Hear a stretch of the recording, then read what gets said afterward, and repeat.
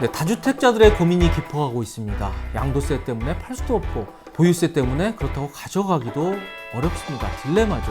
그래서 많이들 생각하시는 게 이 집을 자식에게 증여하는 겁니다. 이미 많은 증여가 이루어졌고요. 지금도 증여 때문에 고민들 많이 하고 계실 겁니다.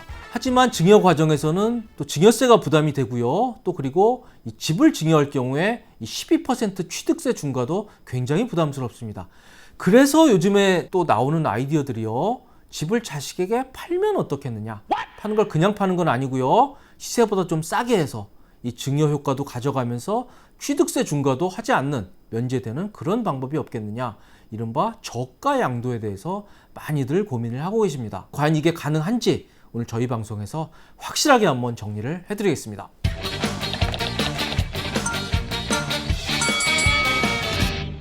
배우자나 자식에게 집을 팔 수 있습니까? 없습니까? 있습니다. 하지만 법에는 저렇게 나옵니다. 특수관계인에게 그 재산을 팔 경우에는 증여한 것으로 추정한다. 상증세법 44조에 나옵니다. 팔아도 그냥 증여한 것으로 추정한답니다.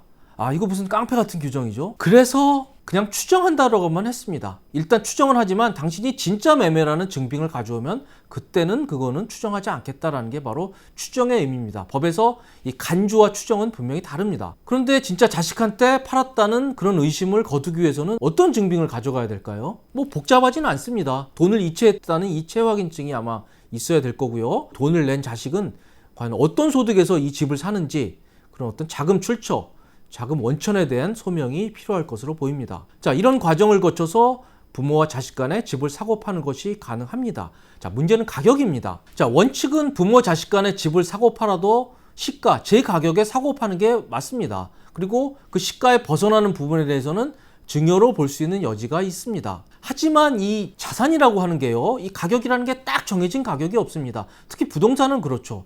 이게 과연 어느 정도를 시가로 봐야 되는지 좀 애매모호한 부분이 있습니다. 그래서 법에서는 일정 범위 내에서는 싸게 혹은 약간 비싸게 살 수 있는 여지를 두고 있습니다. 룸을 두고 있습니다. 그게 바로 상증세법 35조입니다. 그래서 이 법 규정에서는 저 범위를 정해놓고 이 기준만 넘지 않으면 그건 증여로 보지 않겠다. 하지만 이걸 넘으면 증여로 보겠다.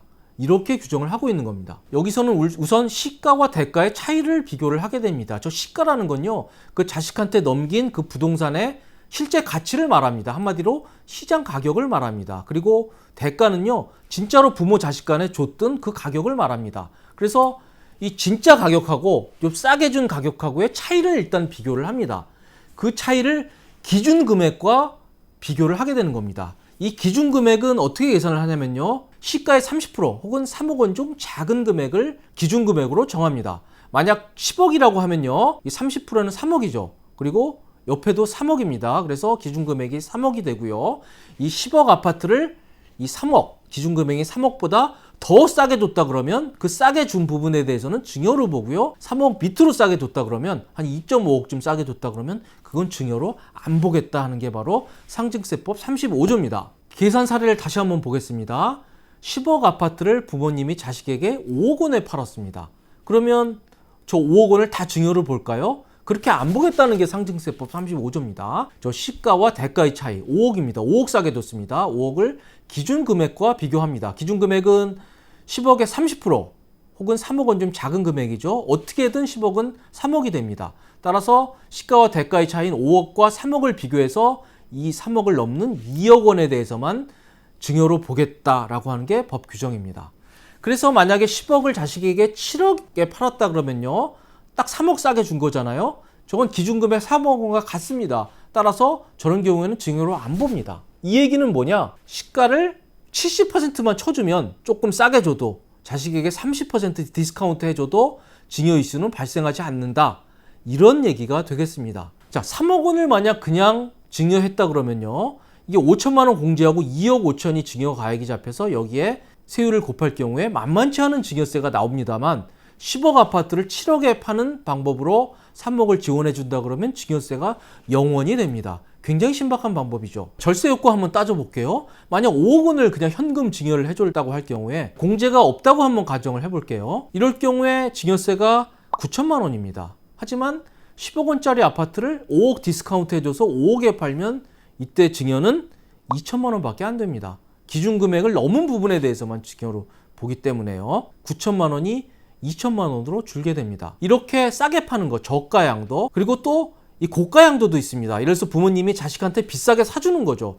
이런 저가 양도, 고가 양도를 통해서 이렇게 일정 부분 이 증여 효과를 주면서도 증여세를 줄일 수 있는 방법은 분명히 있습니다. 정말 중요한 내용은 지금부터입니다. 이렇게 저가 양도를 하는 경우에는 증여의 목적도 있지만 또 다른 목적이 있습니다. 바로 이 다주택자인 부모님이 양도세를 좀 낮추려는 목적도 있을 겁니다. 자, 어차피 부모님은 다주택자이기 때문에 이 2주택, 3주택을 팔 때 양도세를 어마어마하게 내게 됩니다. 따라서 자식에게 팔면서 좀 싸게 파는 거죠. 그래서 증여 효과도 가져오고 또 싸게 파니까 양도세도 좀 줄일 수 있는 그런 목적으로 하는 게 바로 저가 양도인데요. 증여 효과는 상증세법에 따라서 인정을 해주겠다. 하지만 당신이 양도세를 낮추려는 그런 의도는 우리가 봐주지 못하겠다. 이게 바로 세법 규정입니다. 정말 주의를 해야 됩니다. 그래서 특수관계인에게 매도할 때는 기준을 두고 있습니다. 어떻게 기준을 정하냐면요. 자, 아버지가 아들에게 집을 팔았습니다. 싸게 팔았습니다. 그럴 경우에 일단 양도세에서는요. 저 시가, 그 아파트의 시장 가치와 진짜 싸게 판 가격을 비교를 합니다. 저 시가 빼기 거래 가액을 일단 계산을 하게 됩니다. 그리고 그 차이를 이 기준금액과 비교를 하는데요. 기준금액은 어떻게 정하냐면요. 3억 원 혹은 시가의 5%, 이 둘 중에 낮은 금액입니다. 저 시가의 5%라는 게요. 굉장히 타이트한 겁니다. 아까 저가 양도에서는 시가의 30%라고 했죠. 이거는 시가의 5%에 불과합니다.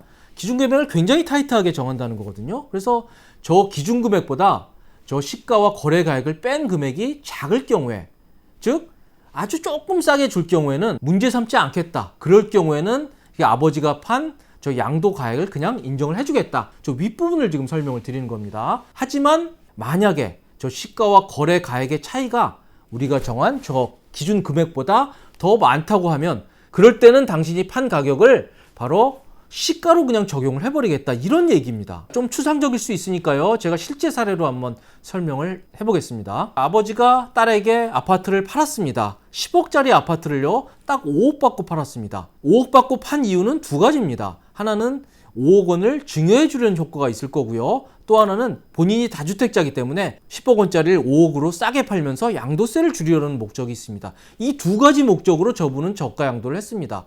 자, 법은 어떻게 인정을 하느냐? 우선 딸에게 5억 원을 증여한 것은 인정을 해주겠다. 아까 상증세법에 나오는 기준금액 5억 원에서 3억 원을 차감한 2억 원에 대해서만 증여세를 매기겠다라는 게 우리나라 상증세법입니다. 한마디로 혜택을 주겠다는 겁니다. 하지만 문제는 왼쪽입니다. 증여는 인정을 해주겠지만 당신이 양도세를 줄이는 목적은 인정을 못 해주겠다. 그래서 아까 말씀드린 그 기준이 있죠. 3억 원 혹은 시가의 5%로 기준금액을 산정을 합니다. 저기서 시가의 5%는 10억의 5%니까 딱 5천만 원입니다. 딸한테 5천만 원만 싸게 주면 우리가 양도세에서는 문제를 안 삼지만 5천만 원 넘게 싸게 주면 양도세에서는 문제를 삼겠다는 겁니다. 어떻게 문제를 삼죠? 그렇습니다. 딸한테 판 5억 원을 인정을 안 해주고 시가인 10억 원에 판 것으로 양도세를 매기겠다는 겁니다. 그래서 저분은 그냥 10억짜리를 10억에 판 것으로 해서 양도세를 내야 됩니다. 아마 다주택자면 뭐 취득 가액이 얼마인지 모르겠습니다만 상당한 양도세가 예상이 됩니다. 자, 이 얘기는 뭐냐? 지금부터가 중요합니다. 오늘의 결론입니다. 특수관계인 간에 이 부동산을 증여하지 않고 매매할 수 있습니다. 그럴 경우에 좀 싸게 주는 방법으로 증여의 효과를 발생할 수 있습니다. 증여세는 분명히 절감이 됩니다. 그리고 취득세 중과도 해당이 되지 않고요. 하지만 이 저가 양도는 좀 전에 설명드린 이 양도세 때문에 그 절세 효과가 크게 반감이 될 수가 있습니다. 왜냐하면 아주 타이트한 기준 금액을 정하고 있고요. 그 기준 금액을 넘게 싸게 줄 경우에 양도세에서 큰 불이익을 주기 때문입니다. 그런데 이게 여전히 유효한 경우도 있습니다. 어떤 경우죠? 그렇습니다. 부모님이 1세대 1주택자인 경우에는 어차피 양도세 없거든요. 그래서 양도세에서 불이익을 줘서 뭐 매도 가액을 시가로 본다고 해도 양도세를 9억 원까지 안 내거나 아니면 내더라도 미미하게 오를 가능성이 있습니다. 그래서 1세대 1주택자 부모님의 경우에는 이 저가 양도를 활용하면 분명히 절세에 도움이 된다라고 말씀을 드릴 수가 있습니다. 하지만 다주택자의 경우에는 저게 설사 증여 부분에서는 절세가 된다고 하더라도 나중에 양도세에서 불이익이 예상이 되기 때문에 절세 효과가 크게 반감된다고 볼 수 있겠습니다. 자, 저희는 지금까지 이 다주택자들의 출구 전략으로 많이 논의되고 있는 이 저가 양도에 대해서 실제 도움이 되는지 자세히 한번 분석을 해보는 시간을 가졌습니다. 지금까지 도움이 되셨다면 구독, 좋아요 꼭 부탁드리겠습니다. 감사합니다.